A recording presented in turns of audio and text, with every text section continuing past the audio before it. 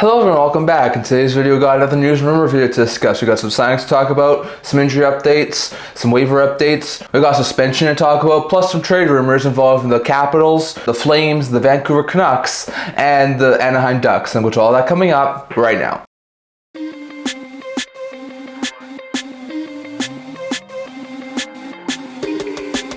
Hello everyone, welcome back to another video here at the Intent Hockey channel. Now before we begin this video, don't forget to like this video and subscribe down below. Thank you for all your support. We're never able to do without you guys. So if you haven't already, don't forget to subscribe button down below. And don't forget to comment down in the comment section below. Discussing all that was discussed in today's video. I'd love to hear your guys' opinion on what we discussed here today. So we're going to start off by looking at some signings from the past couple of days. We have seen a couple of signings before today's video, so we're going to get to all of these signings here. First was a lower end signing in the Colorado Avalanche organization, and that was call-up forward Keaton Middleton. Middleton was in his second year of a 2-year deal with an AV of $775,000. We wound up getting another 2-year extension. He has signed a 2-year extension again with the Colorado Avalanche, signed early in January, with an AAV of $775,000. So basically the exact same contract he was given out a couple of years back. Middleton last year had a pretty decent season, putting up 6 goals and 15 points in 71 AHL games. So far this year, had 4 assists in 17 AHL games. He's also gone into actually 12 NHL games, with the Avalanche running into a couple of injuries on the blue line and put up no points. So he hasn't been a very productive player at the NHL level. I think he's got a career high of 15 games total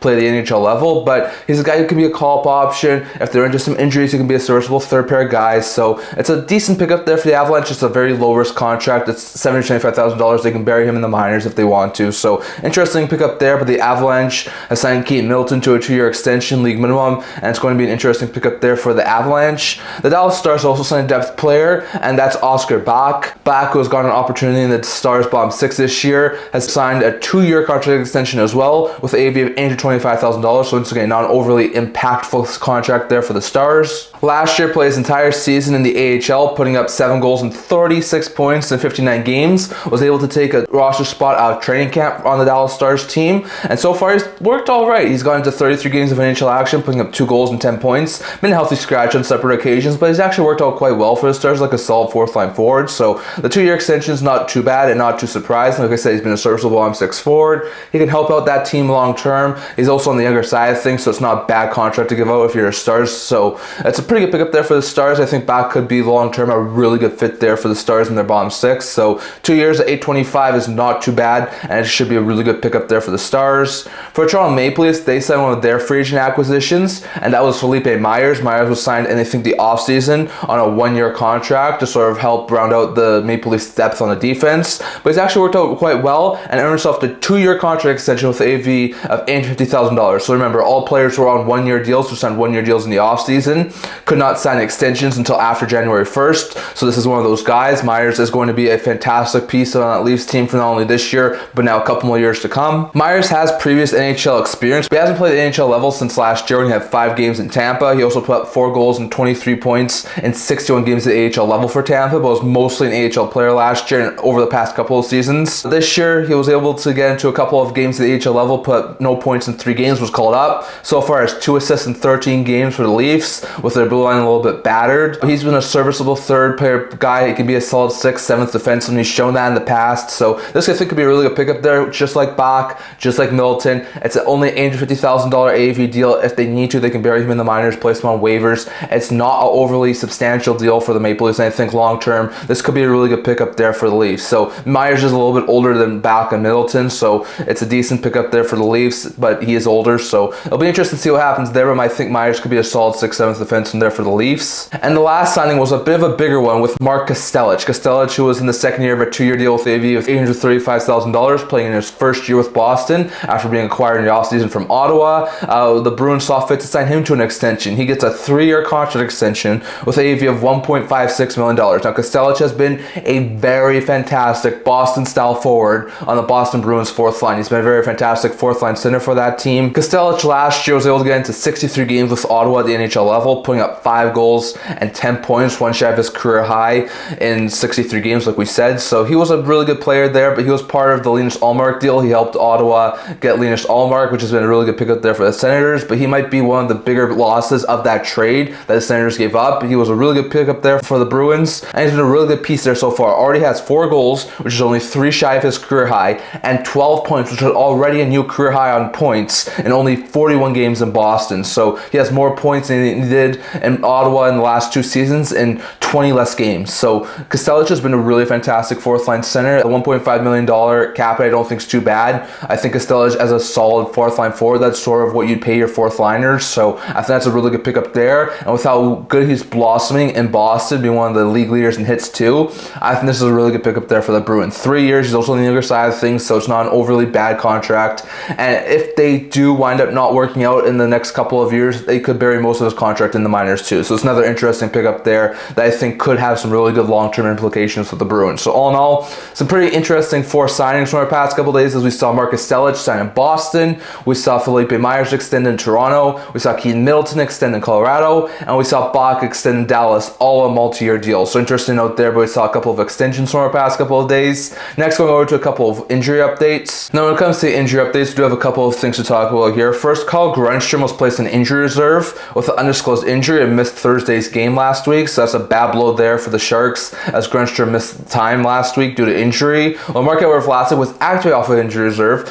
and finally got back in game action after missing the entire first half of the season with a back injury. So really fantastic news to see a Sharks veteran Mark Vlasic back in the lineup, but a bad blow to see Grundstrom go down with an injury.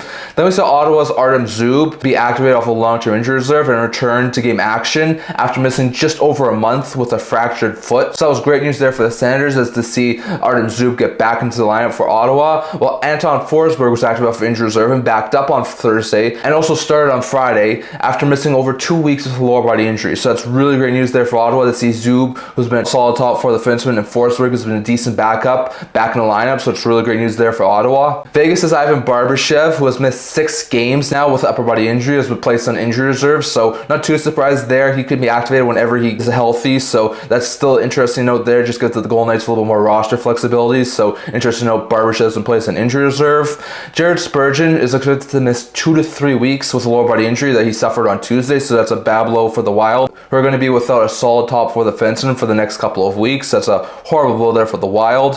When it comes to Colorado Avalanche, Valeri Chychrun missed Thursday's game with a lower body injury and could be out for at least a week, if not a little bit longer. So that could be a bad blow there for the Avalanche to lose one of their top goal scorers to injury. Well, Gabriel Landeskog was skating recently, and that could be a sign that he could be returning hopefully in the next maybe few weeks, maybe month or two. He skated before, but maybe he could be nearing a return. We'll have to wait and see. And Scott Wedgwood left Thursday's game with a lower body injury and is out at least week to week. So that's a horrible blow there. Wedgwood has been fitting in fantastically since being acquired from Nashville. So to lose him is a really bad blow there for the Avalanche. Boston's Hampus Lindholm still hasn't been cleared to skate from his lower body injury and is probably still going to miss another couple of weeks. So that's a bad blow there for the Bruins. Lindholm's been a fantastic top 4 defenseman for Boston, and his absence has really hurt them. So getting him back could be a really big boost whenever he is able to. Matias Maccelli missed Thursday's game due to an illness and could be back soon. So Maccelli has missed a little bit of time, but he could be back over the weekend, so we'll have to wait and see on that. Austin Matthews has been placed in injury reserve after missing 5 games with upper body injury, so once again, not too surprising there. But there is some word he could be returning as soon as Saturday's game, so that could be a big boost for the Leafs. But with him already missing 5 games, once again, it's just sort of to help them with their roster flexibility, so an interesting pickup there for the Leafs. Carolina's Jack Drury was activated off of injury reserve and should return to game action on Saturday after missing just over a month, recovering from surgeries, so that could be a really good boost there for the Hurricanes to get Jack Drury back. While Tyson Joe suffered undisclosed injury on Tuesday and maybe out longer term, so that could be a massive blow there for the Hurricanes since it's all bomb 6 forward. But it should be really good to be seeing Jack Drury back for the Hurricanes. Adam Wolsby was placed in injury reserve after missing a game with upper body injury and won't be back until at some point at least next week, so that could be a really bad blow there for the Predators. Owen Pickering was activated for injury reserve and returned to game action after missing a few weeks with a concussion, so the Penguins' top D prospect on the blue line is now back in the game action for them, so that could be a really good boost there for the Penguins. Vancouver's Thatcher Demko left Thursday's game with an injury and didn't return and may miss some time with his injuries, so that could be a really big blow there for the Canucks to see Demko be out. While Elias Pettersson, who has missed 4 games with an undisclosed injury, has been placed in injury reserve, so once again, sort of just to get some roster flexibility, not too surprising there, and he can be activated whenever he can, so that's not too surprising there for the Canucks. And lastly, Mason Appleton, who is out week to week with injury, has been placed on injury reserve, so hopefully Appleton won't be out for an overly long period period of time, but that's an interesting injury update there to see Appleton be placed in injury reserve for the Winnipeg Jets. So some interesting injury updates from our past couple of days. Good to see guys like Pickering, Drury, Zub, and Vlasic all get back in game action, and hopefully they don't look too rusty in their returns. But bad news to see guys like Barbashev, Spurgeon, Demko, and Maccelli all be out with injuries, and hopefully they're not going to be out for an overly long period of time, but some interesting injury updates from our past couple of days. Next, going over to a couple of waiver updates. When it comes to waiver updates, we only have one waiver update from our past couple of days, and that was back over on Thursday, as we saw Dakota Mermis replaced on waivers by Utah. Now, Mermis had been a decent depth addition there for Utah after they claimed him off of waivers a couple weeks ago, after he was actually off of injury reserve and sent down by Toronto, but they couldn't clear him. So Toronto had the opportunity to claim him back and be able to send him down to the minors, which indeed happened. Mermis was reclaimed by Toronto and sent down to the minors because the Leafs were the only team who put in a claim for him. So not too surprised there. Mermis is a decent player, and I think it could be a really good pickup there for the Leafs and a solid depth addition there. So I think that's a pretty good pickup there for Toronto and a really good depth addition to get Mermis back, and hopefully he'll be able to step in if they needed some call-up options. So an interesting pickup there, as Toronto has reclaimed Dakota Mermis off of waivers from Utah. So interesting update there. Then we saw a suspension be handed out over on, I think it was Friday, and that was for Zachary Leroux. Leroux, who has been suspended multiple times, I think at the AHL level and in juniors, has been suspended 3 games for slew-footing Jared Spurgeon. We talked about how Spurgeon's been injured and he's going to be out for the next couple of weeks. So Zachary Leroux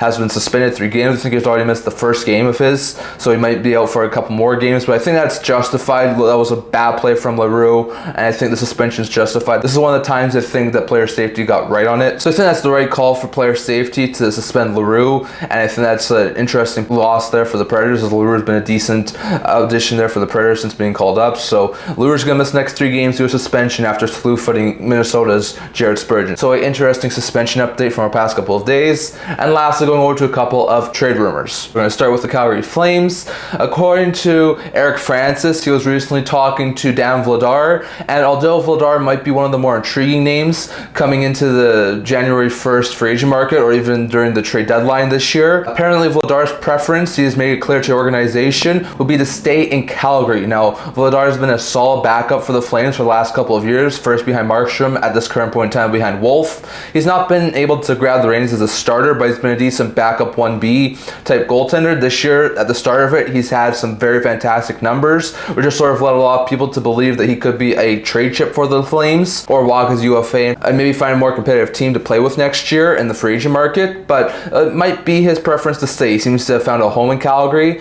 He likes playing there. He seems to be forming a really good tandem with Wolf, so maybe they try and sign him. Now, given the fact that goaltenders don't usually give much return for the team who's trading them, it might not make a whole bunch of sense to trade Vladar if the return's not really there. Like, if they're going to get like a 4th or 3rd round pick for Vladar, I don't think it really makes much sense to trade him, especially if he's playing as well as he is right now, and especially if the Flames are going to be in the playoff mix come the trade deadline. So it might not make sense to trade him, and if he's playing really well and he's working really well as Wolf, maybe try and sign him. If they could sign him to like maybe a 2 to 3 year deal at somewhere between like $2 and $3 million, somewhere of a similar contract to where he has right now, maybe a little bit of a pay bump, I think that might make some sense for the Flames. The Flames are not going to be an overly competitive team. I had them sort of being like the Flyers last year, where they're going to start slowly selling off some pieces, and over the next couple of years they may get a little bit worse before they get a little bit better. I'm not sure if they'll make the playoffs this year or not, but Vladar's been a decent goaltender, a decent tandem player with Wolf, so it might make some sense to try and keep him. So we're going to have to wait and see what happens there, but Vladar's preference apparently is to stay in Calgary, and although he might be a hot commodity come the trade deadline or come the free agent market, his preference might be to stay with Calgary, so we're going to have to wait and see what happens there. Another player who's entering this final year of his deal, who could be a hot name come the free agent market, but is also willing to stay with his current team, is Jacob Chychrun in Washington.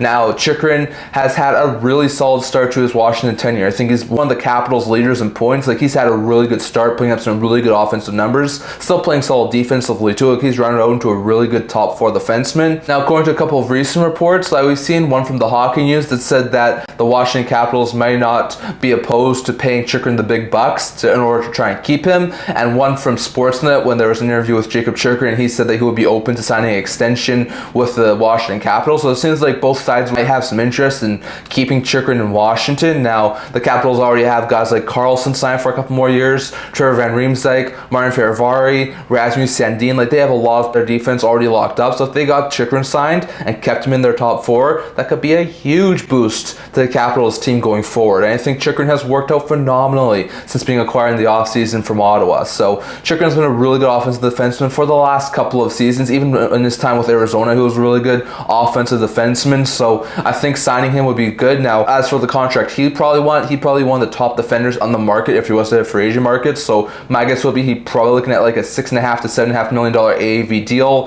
for like a 6 to 8 year term. Will be my guess is what Chychrun's looking for. So we're gonna have to wait and see on that. I think that the Capitals could probably pull off something like a 6, maybe 7 year deal with AAV of like $7 million. I think they could sort of pull off that sort of a contract for Chychrun. So we're gonna have to wait and see exactly what happens there. But that's something that the Capitals won't probably make signing Chychrun one of their top priorities this year. And it also does seem like Chychrun has some interest in staying in Washington. So as much as Chychrun might be one of the top free agents come the July 1st this year, it might seem like he could possibly stay in Washington. So we're gonna have to wait and see on that.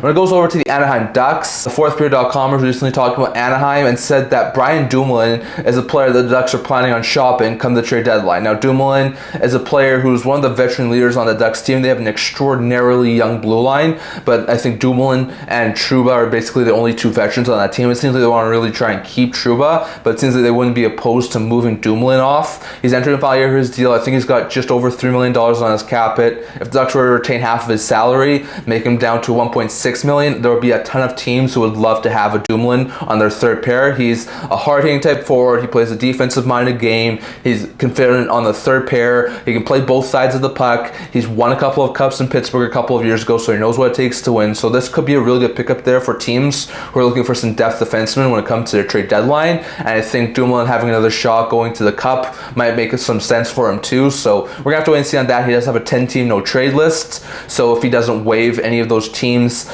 then the Ducks could still trade him to 21 other teams. So we're gonna have to wait and see what happens there. But there's a very likely chance with Dumoulin, with the potentiality of him only being just over $1.5 million on his cap hit if the Ducks were to change salary, and with his Stanley Cup pedigree, and with him being a solid third pair defenseman, I think there would be a ton of teams interested in him as like a third pair defenseman. So we're gonna have to wait and see on that. But definitely seems like the Ducks do have some interest in trying to move Dumoulin at the trade deadline. So probably not going to see anything over the next little while, but later February, early March, we're probably going to see Dumoulin's name pop up in trade rumor mills. So we're going to have to wait and see on that. And lastly, going over to the Canucks again, we've seen some more updates when it comes to the Vancouver Canucks regarding JT Miller and Elias Pettersson. Now, like I said, I'm not going to get into the whole Miller and Pettersson stuff. I'm just worried about what this could affect the Vancouver Canucks. Currently, it's sort of affecting their team's morale. The Canucks team is sort of fed up with the constant Miller and Pettersson talk, and it seems like they really are done with it, which is why the Canucks are listening on offers on both Miller and Pettersson. Now, we have seen a couple of potential trade options for both Miller and Pettersson. Now, these are just sort of insider speculations. Like, these aren't being discussed right now. I'm not sure if these are even on the table or anything like that, so take that with a grain of salt. But there has been one potential package be discussed when it comes to Pettersson and Miller. So when it comes to Miller first, Nick Kypreos was talking about this, and he was talking about how one team who might have some major interest in bringing back JT Miller, and we talked about this earlier in the year, would be the New York Rangers. The Rangers were the team who drafted Miller. Miller spent his first few seasons in New York, and that could be a really good landing spot for Miller if he was to go back there. Maybe that could be the sort of player that rejuvenates New York Rangers. Now, when he's talking about the return that could go to Vancouver, he wonders if maybe Mika Zibanejad is the sort of player that goes back to Vancouver, sort of a center for center swap. He says that you could try and fill out some other pieces around there. He doesn't think that those two players are on the same level at this point in time, and they may have to make some other adjustments to the trade. But he says the Miller for Zibanejad swap could be good for both sides. Miller could go back to New York. He could be a solid top 6 forward, be a play driver, a veteran leader on more of a younger type of team. While Zibanejad, who has not worked out overly well this year in New York, could go to Vancouver, maybe be the second line center behind Elias Pettersson, maybe be that sort of second line center that they're not getting from Miller right now. Maybe the fresh start could sort of help both those guys out. So it will be an interesting trade. Kypreos also wonders if there's a possibility if that was to happen, and that's a big if, but if that was to happen, could the Canucks try and wiggle Keandre Miller into that sort of a deal? We've heard Miller's name be in the trade rumor mill a little bit over the past little while, so it might make some sense too to try and finagle Miller into that sort of a deal, to try and have like Keandre Miller and Mika Zibanejad go to New York for like maybe JT Miller and something else. It'll be interesting to see, but that's the sort of deal that could wind up working out for both sides, so we're gonna have to wait and see on that. Like I said, this is just Kypreos speculating. I don't think these teams have had talks about this, but we have heard Miller's name be linked to New York a little bit earlier in the year, and maybe it's a possibility that we could see Miller go back to New York. When it comes to Elias Pettersson, after Elliot Friedman mentioned that Pettersson and Miller are both having offers on them be looked at by the Vancouver Canucks. Some more speculation was coming up about the Elliot Friedman speculation they made a couple of weeks ago about how maybe the Canucks could trade Pettersson to Buffalo in exchange for Cozens and Byram, and that sort of popped up again. Like I said, I don't think it's a very likely deal because I'm not sure if the Sabres really want to move Cozens right now. But it's a possibility. I mean, we'll have to wait and see. I mean, it's a possibility. Like, I think Cozens in Vancouver is like their second line center could be a really good pickup there. And if they were to add Byron to that deal, like the hometown kid going back to Vancouver, that could be a really good pickup there for the Canucks to add to that blue line. And Pettersson going to Buffalo, that might make some sense to be their new number one center or the number two center, however they want to work that out with Pettersson and Thompson. It might be that sort of boost that the Sabres need to sort of get going again. So we're going to have to wait and see what happens there. But there's been some more recent rumblings. Could Miller go to New York? Could Pettersson go to Buffalo? Could the Canucks get a second line center back in return for those sorts of deals, like Zibanejad from New York, like Cozens from Buffalo? It'll be really interesting to see what happens with Miller and Pettersson, but there's still a lot of speculation out there that at least one of those two guys will get moved, potentially not just in future. So we're going to have to wait and see on that. But that's all we're talking for today. I'd love to hear your guys' thoughts on all of this down in the comment section below. What's your opinion on all the stuff we discussed here today? Do you think the Canucks will move one of Miller or Pettersson? Could Miller go to New York R? Could Pettersson go to Buffalo? Could those sorts of deals be the returns to our Canucks? I'd love to hear your guys' thoughts on that. Do the Ducks move Dumoulin at the trade deadline? And if so, what sort of a return could they get? Do the Capitals sign Chychrun or the Flames sign Vladar, or do those two go as free agents into the free agent market? Definitely have to get your thoughts on all of that. Plus the suspension, waiver updates, injury updates, and signings from the past couple days. Definitely have to get your thoughts on all of that down in the comment section below. That's all I'm going to talk about for today. Until this video, if you'd like to subscribe below, thank you for all your support. We know to thought of you guys. If you haven't already, don't forget to subscribe button down below. Don't forget to comment down in the comment section below so something else in today's video. Also a blog, current news, rumors, analysis, if that's want to check that out. I'll link down in the description below. And can I see you guys all for the next video. See you guys soon.